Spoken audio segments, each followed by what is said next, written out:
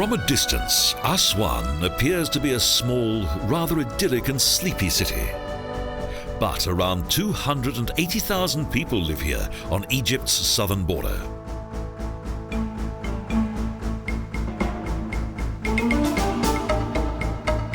In the center of the city, the houses are located in close proximity to each other. And in the summer months, the heat of the city's lanes rises to an almost unbearable degree.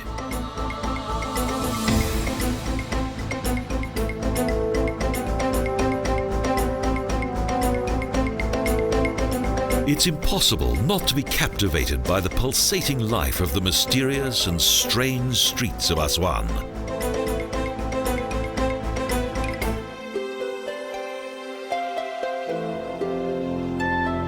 Even today, the colourful displays of goods in the souks are dominated by the historical South African caravan trade.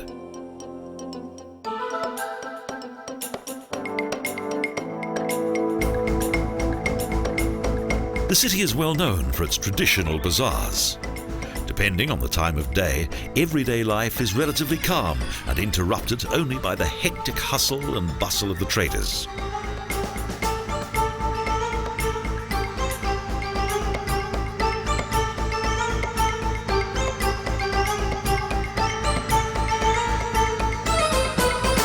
Although the city owes most of its prosperity to tourism, Aswan has managed to retain its original atmosphere.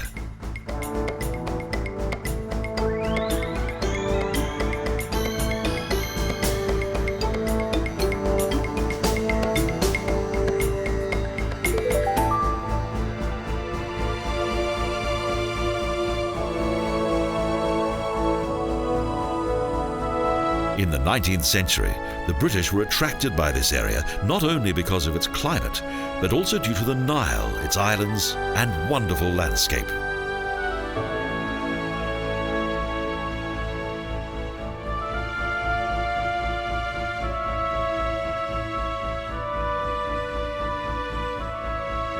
Along the western shores of the Nile is the mausoleum of the Aga Khan, who died in 1957 and was laid to rest here 2 years later, a former leader of the Ishmaelitic Hodja sect.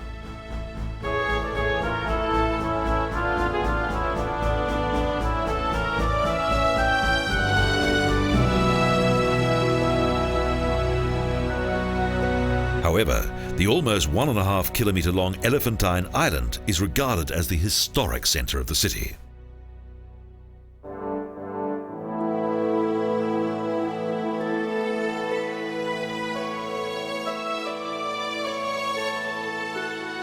At the time of the mighty pharaohs, the ivory trade played an important role in the economy and wealth of the former capital of Egypt.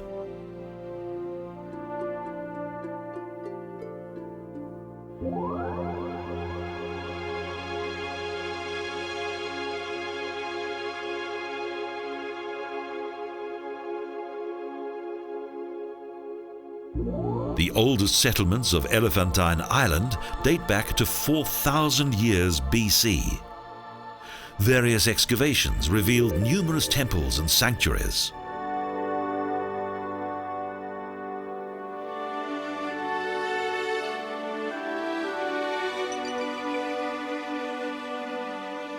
But it is not only the many famous Nile islands that are worth visiting.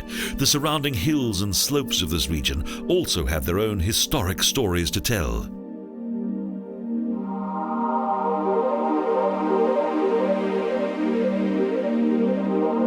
A cruise on the picturesque river by Philok, on one of the many sightseeing trips that are available, is a must.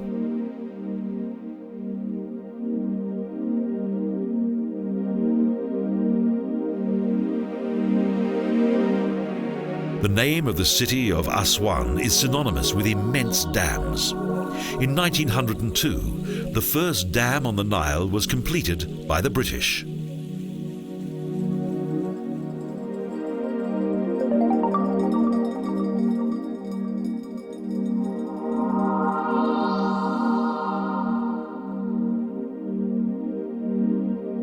The Soviet Union sponsored the construction of an even larger dam.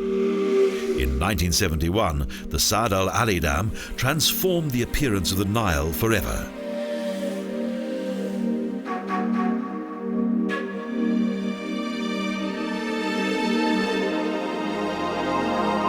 The mighty buildings of the past are overshadowed by the majesty and beauty of the Philax.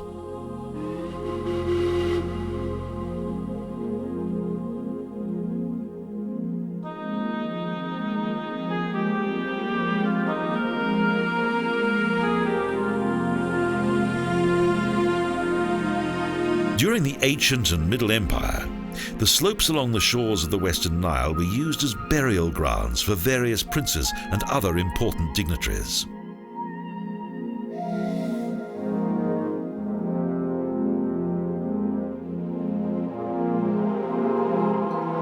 Not far from Elephantine Island, the former private island of the highest commanding officer of the British colonial army, Lord Horatio Kitchener, is well worth a visit.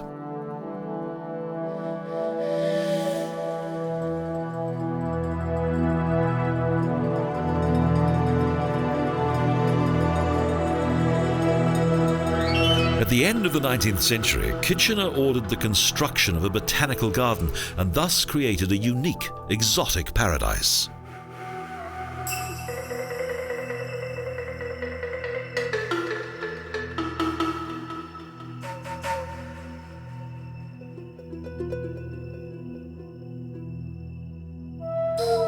The famous religious leader and amazingly wealthy Aga Khan also made his mark here.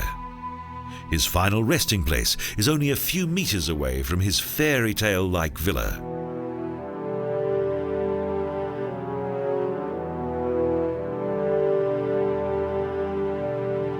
In common with the British, he also appreciated the climate of Aswan during the winter months and was captivated by this region.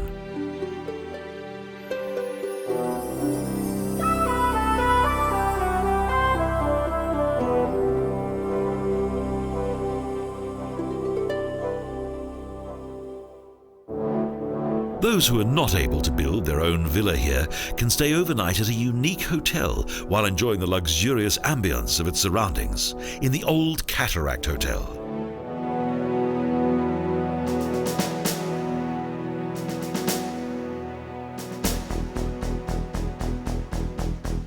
Unlike many other historic hotels in Egypt, this building was not originally constructed as a royal palace, but was designed specifically as a grand hotel of the first order.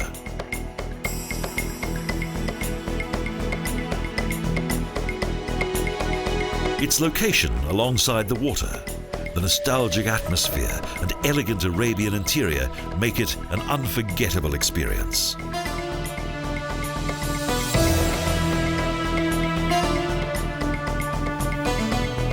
The list of famous personalities who have stayed at the Old Cataract is as endless as the number of ships on the Nile.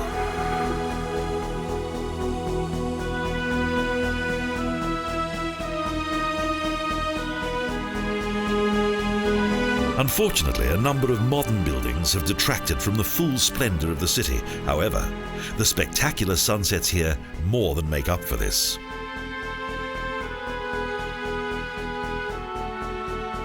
Thus, even today, the fascinating city of Aswan does full justice to its age-old reputation of being the beauty on the Nile.